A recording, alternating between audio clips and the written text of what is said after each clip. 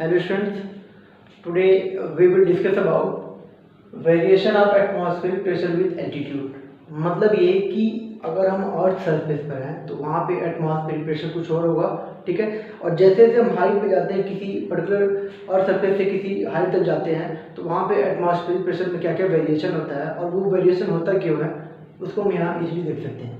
Okay, first of all the atmospheric pressure decreases with altitude due to the following two factors।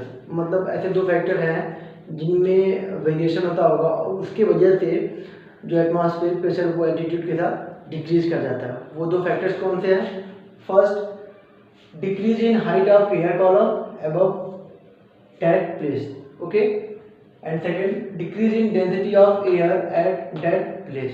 सबसे पहले हम एक formula लिखते हैं, pressure due to fluid, okay, P equals H rho G. अब हम ये कहते हैं कि अगर H की वैल्यू में चेंजेज होंगे या रो की वैल्यू में चेंजेज होंगे या द वैल्यू ऑफ G उसमें चेंजेज होंगे तो कहीं ना कहीं P में भी चेंजेज आएंगे। ओके ना, अगर हम बात कर रहे हैं कि अगर ये अर्थ सरफेस है, ठीक है, तो यहाँ पे जो भी एयर कॉलम है उसके हाइट की वजह से जो भी प्रेशर होगा वो P होगा, ठीक, एटमॉस्फेरिक प्रेशर होगा।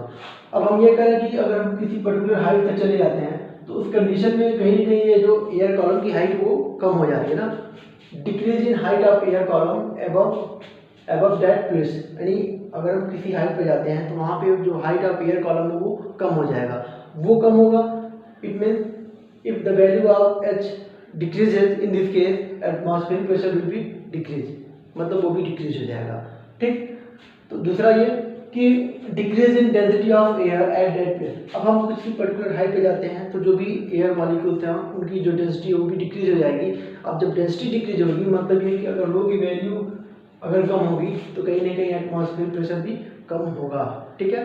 तो दो ऐसे फैक्टर हैं, पहला ये कि अगर हम किसी पर्टिकुलर हाइट पे जाते हैं, किसी ऊंचाई पे जाते हैं तो वहाँ पे जो हाइट ऑफ एयर कॉलम है वो कम हो जाएगा। जब वो कम होगा, H की वैल्यू कम होगी तो रो की वैल्यू P की वैल्यू मतलब एटमॉस्फेरिक प्रेशर वो डिक्रीज कर जाएगा। इसी तरीके से उस पर्टिकुलर हाइट पर जो डेंसिटी ऑफ एयर होगा वो भी कम होगा। जब डेंसिटी ऑफ एयर कम होगा फिर से हम देखेंगे कि वो एटमॉस्फेरिक प्रेशर कम हो जाएगा।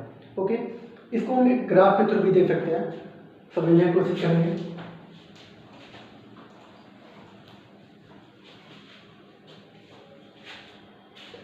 हम दो एक्सिस लेते हैं, एक एक्स और एक वाई एक्सिस, ठीक है। This is X axis and this is Y axis. अब ये जो एक्स एक्सिस है, this X axis represent height above sea level, ठीक है, इन किलोमीटर। दूसरा जो वाई एक्सिस होगा, this Y axis represent atmospheric pressure,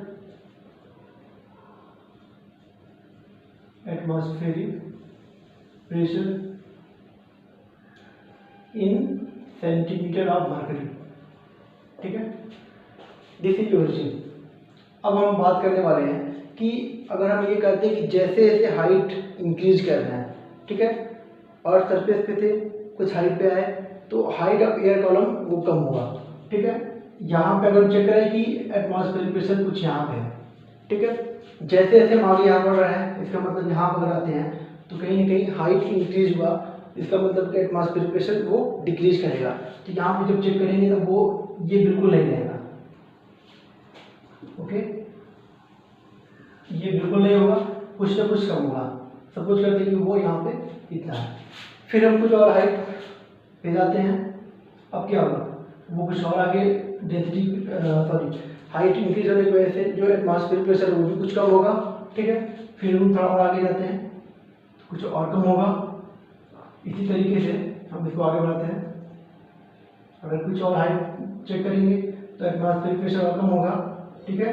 तो वो कहीं ना कहीं जैसे जैसे हम हाइट इंक्रीज कर रहे हैं तो वो एटमॉस्फेरिक प्रेशर ऑटोमेटिकली वो कम होते चला जाएगा, ठीक है।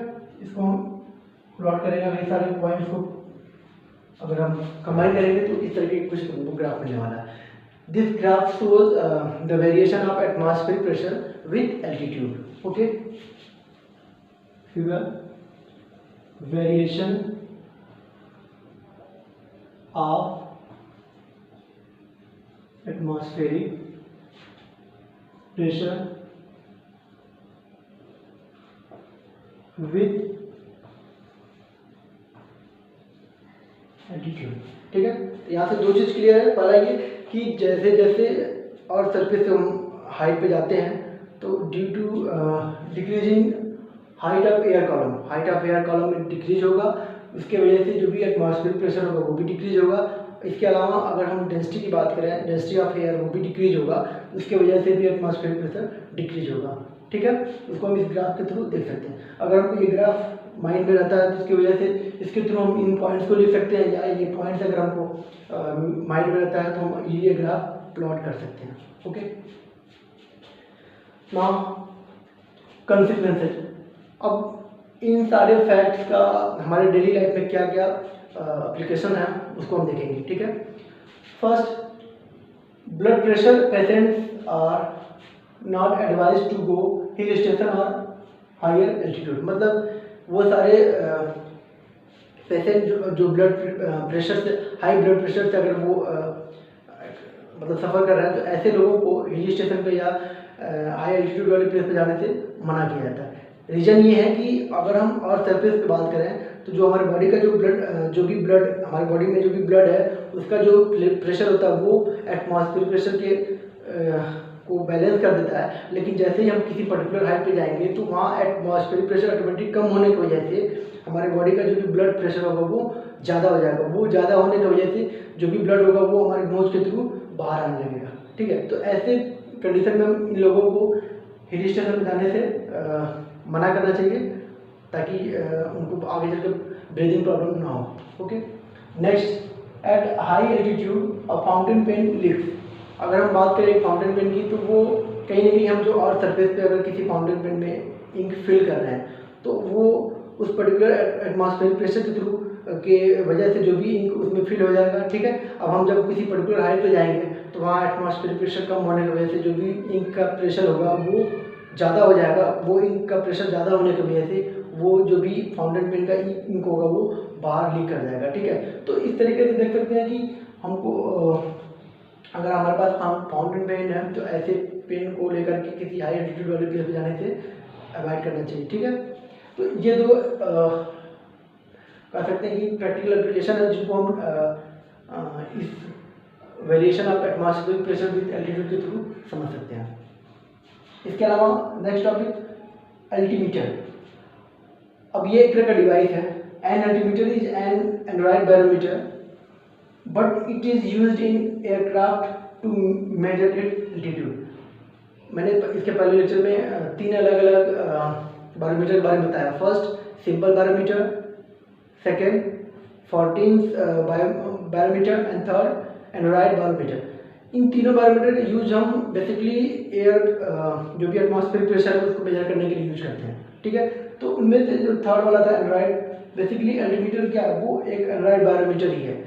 अब इनका यूज तो हम एटमॉस्फेरिक प्रेशर मेजर करने के लिए करते हैं, तो हम इस एल्टीमीटर का यूज जो है एयरक्राफ्ट में एल्टीट्यूड मेजर करने के लिए कैसे करते हैं इनको हम देख सकते हैं। बेसिकली होता क्या कि जब हम हाइट से किसी पर्टिकुलर प्लेस तक जाएंगे, सरफेस से किसी पर्टिकुलर हाइट तक जाएंगे तो देखेंगे कि एटमॉस्फेरिक प्रेशर क्या होगा, वो डिक्रीज कर रहा है।